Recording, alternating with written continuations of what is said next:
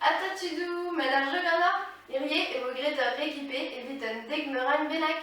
Don dei!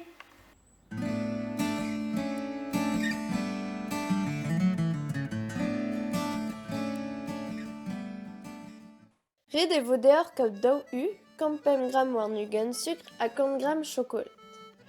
Kroget e vo da skleraat an uioù. Arabat e vefe a velen er gwenn. Lakit ar melen a goste a kemerit ar gwenn. Lakit ur meud a dolenn er gwenn a basan an eo en nec'h. Ouzhpennañ tamm ar sukr en ur basan bepred an uioù. Preste, pa vez toaz ar meuring e stum ur beg lapous. Lakit en ur zar henvez an toaz a grit stummoù brav war ur plat gant paper parch warn.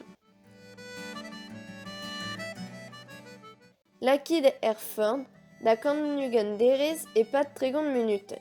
Evit kaout meuringou gwenn a blot, pe un eurvez evit kaout meuringou rozet a strak. Loskit da yenad ar meuringou, a lakit da deuzi ar chokolat. Souban hanter ar meuringou er chokolat.